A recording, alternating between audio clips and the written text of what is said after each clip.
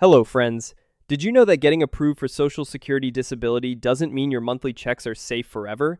The Social Security Administration is aggressively running continuing disability reviews, and they use automated computer scanners to read your paperwork. One wrong checkmark on a simple two-page form can trigger a full-scale medical investigation that freezes your payouts in weeks.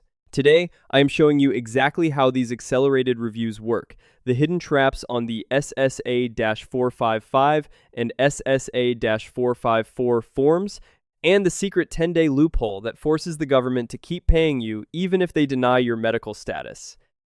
To be clear right up front, this isn't a new law cutting benefits. Continuing disability reviews are an existing, mandatory part of the federal disability program that every beneficiary will eventually face.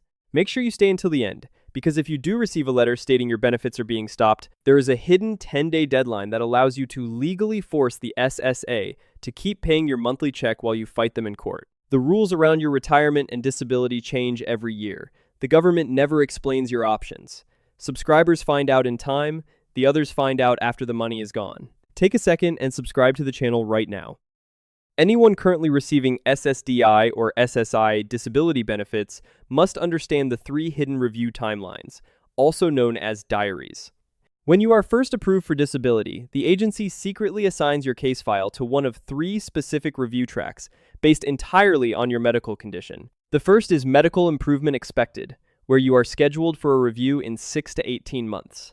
The second is Medical Improvement Possible, which puts you on a schedule to be reviewed every 3 years. The third is Medical Improvement Not Expected, reserved for severe chronic conditions, where reviews only happen every 5 to 7 years. You cannot afford to be blindsided by this clock, because the government will not send you a courtesy reminder card before the formal review paperwork arrives. First, locate your original Notice of Award letter from when you were first approved for benefits. Second, scan the document for the specific paragraph detailing when your case is scheduled to be reviewed. Third, if you lost that letter over the years, call your local Social Security office or the national hotline at 1-800-772-1213 and directly ask the representative, "What is my CDR diary date?" Fourth, mark this year clearly on your calendar so you can begin gathering consistent medical evidence 12 months in advance. Look at John from Pennsylvania. John was approved for Ssdi at age 54 due to a severe back injury that required spinal surgery. His approval letter secretly assigned him to the Medical Improvement Possible category, meaning he was on the 3-year clock. Exactly 36 months after his approval date, the heavy review packet arrived in his mailbox. John receives the 2026 average Ssdi benefit of $1,630 a month. Because he knew his 3-year timeline was approaching, he was prepared and didn't panic when the letter landed.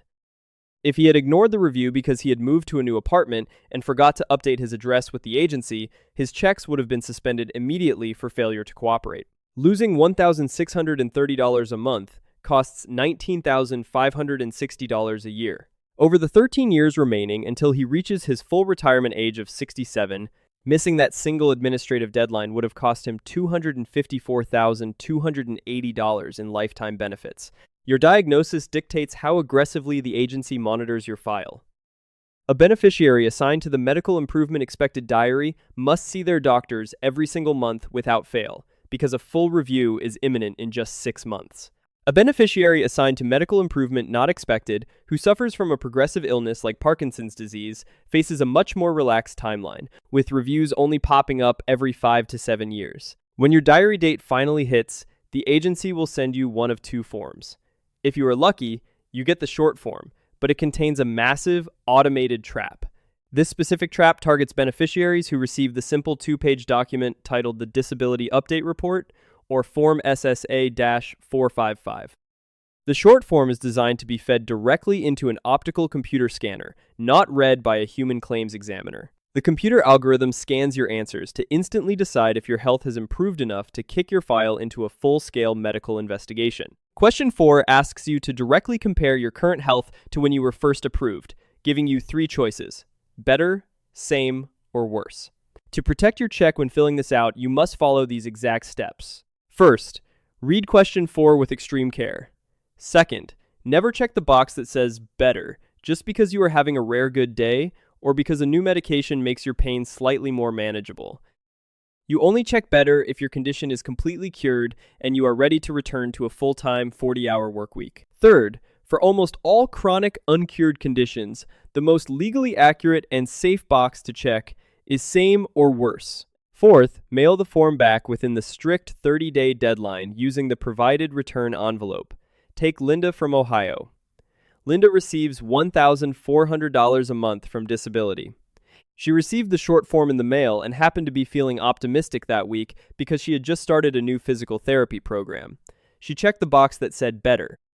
The SSA computer scanner immediately flagged her form as an anomaly and generated a full medical review.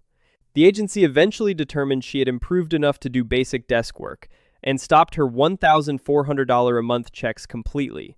That single checkmark cost her $16,800 a year. If she had accurately checked the box that said same, because she still could not physically sustain a regular work schedule, the computer would have automatically filed her form away in the archive. She would have kept her $16,800 annual income untouched for another 3 years, preserving $50,400. The combination of your answers and your medical history determines how the machine handles your life. Checking same while listing your recent doctor visits tells the computer your condition is stable, triggering an automatic approval to continue your benefits. Checking better or leaving the doctor section completely blank tells the computer to flag the form and immediately hand your file over to a human investigator for a full review.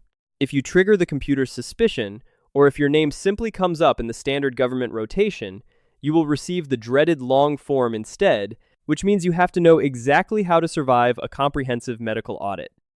This high-stakes paper storm catches any beneficiary selected for a full, medical continuing disability review. You will know it has arrived when you find Form SSA-454-BK in your mailbox. This continuing disability review report is a brutal 15-page document. It demands a hyper-detailed history of your daily activities, a comprehensive list of every doctor you have seen in the last 12 months, and all current medications. The agency uses these 15 pages to find any small statement they can use to legally justify that medical improvement has occurred, allowing them to stop your checks. To protect yourself, you must execute these steps in order. First, do not attempt to fill out this massive document from memory. Second, contact your doctors and request your complete medical records for the last 12 months so your dates and diagnoses match exactly. Third, list every single symptom, every medication side effect, and every physical or mental limitation with absolute accuracy. Fourth, never exaggerate your symptoms, but never downplay your daily pain out of pride. Fifth, make a physical photocopy of the entire completed 15-page packet before dropping it in the mail, because the agency frequently loses paperwork. Look at David from Texas. David receives $1,800 a month on Ssdi. When he received the 15-page long form, he rushed through it and filled it out entirely from memory. He completely forgot to list his new neurologist, and he left out the severe dizziness and fatigue his daily pain medication causes. Because he left out his specialist and his medication side effects, the claims examiner determined his underlying condition had stabilized. The agency issued a medical cessation and stopped his benefits. He lost his $1,800 a month, which is $21,600 a year.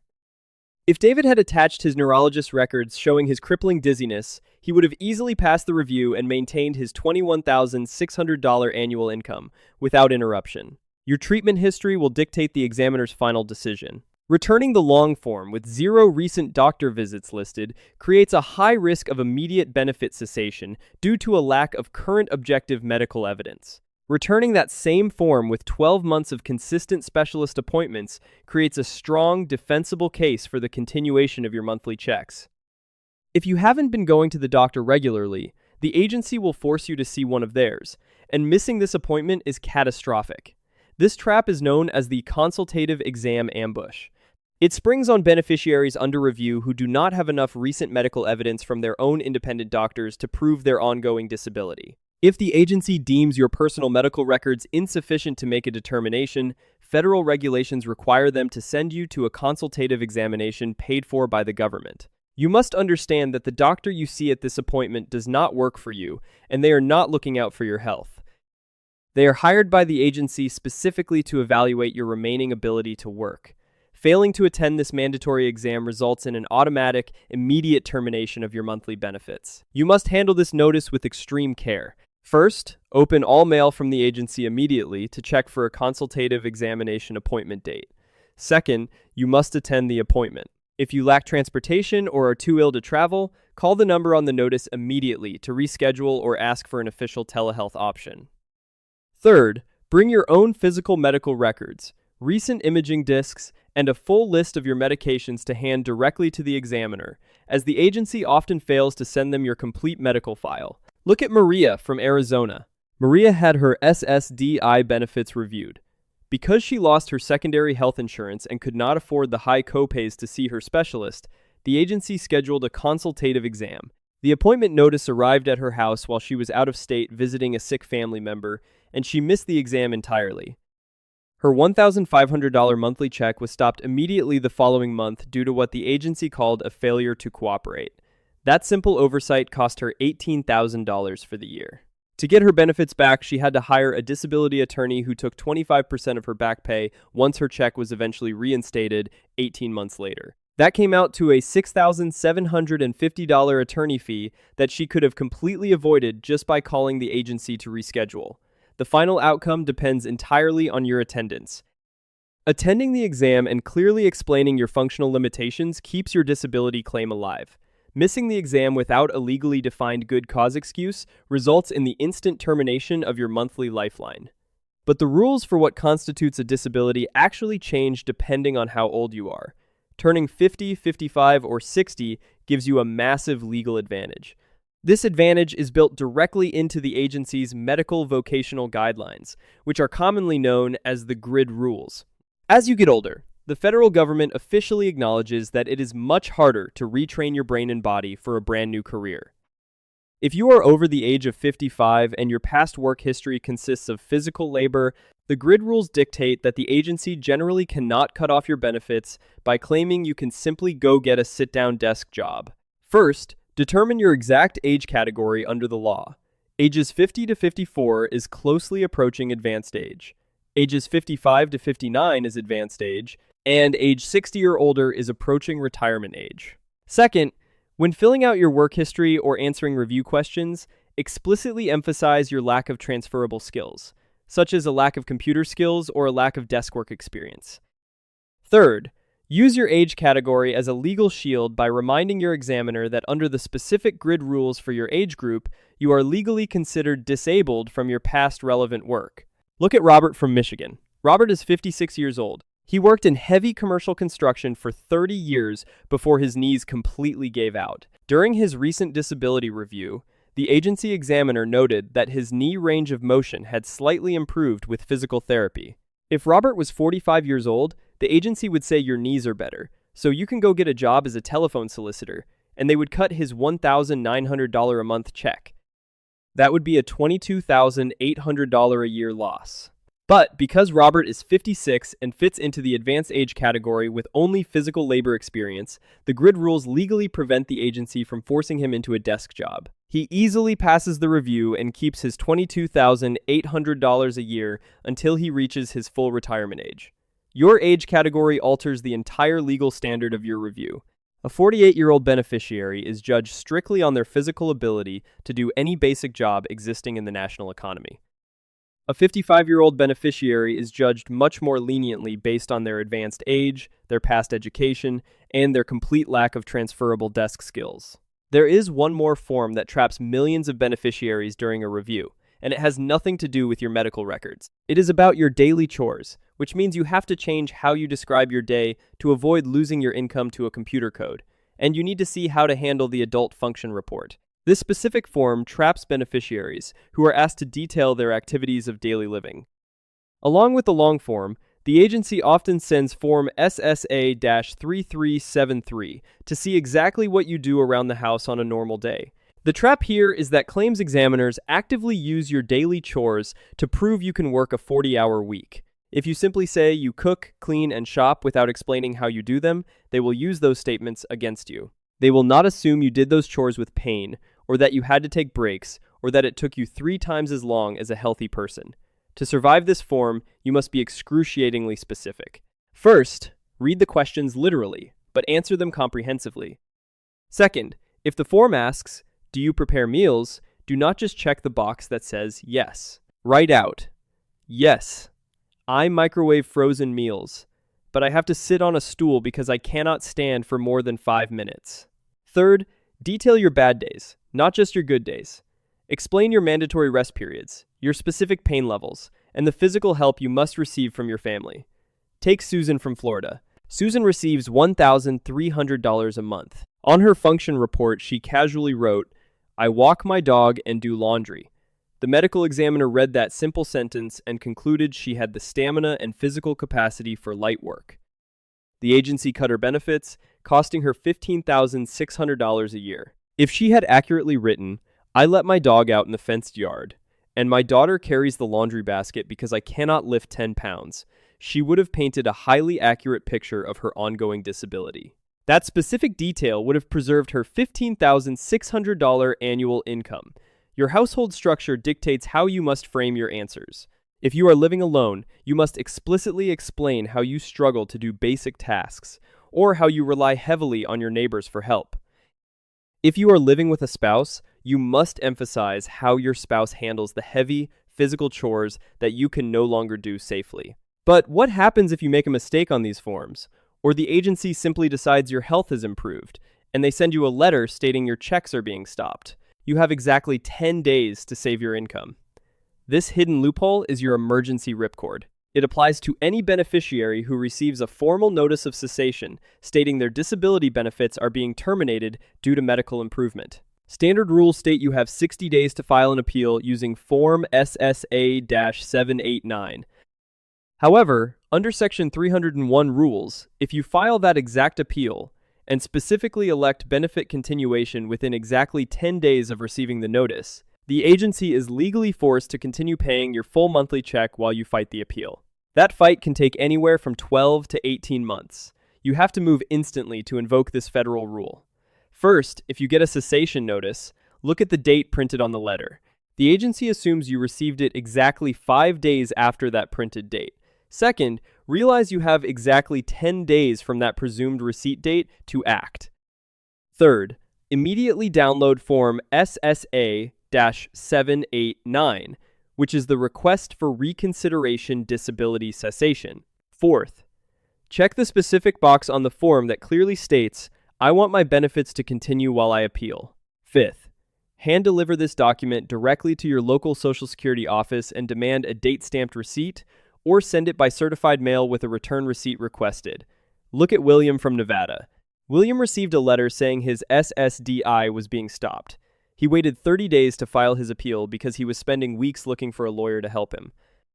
Because he missed that critical 10-day window, his $1,630 a month check stopped immediately. He struggled with zero income for the 18 months it took to finally win his appeal in front of a judge. If he had filed that paperwork within the first 10 days, the agency would have been legally mandated to keep paying him. Preserving his check during that 18-month wait would have kept $29,340 flowing into his bank account while he fought the government. The exact day you file alters your financial survival. Appealing on day 9 means your benefits continue uninterrupted for a year or more while you wait for a hearing. Appealing on day 15 means your benefits stop immediately, and you must somehow survive on zero income until you win your case. Let me bring this all together. Locate your original award letter so you know your specific review timeline. Take the short form seriously, because a computer scanner decides your fate. Over-prepare for the long form and the consultative exam. Use your age as a shield if you are over 50, and never describe your daily chores without explaining your pain. A continuing disability review is not a mere formality. It is a federal investigation designed to test your medical eligibility. But if you secure your medical records, carefully answer the paperwork, and use the 10-day benefit continuation rule, you can legally block the Social Security Administration from stopping your checks.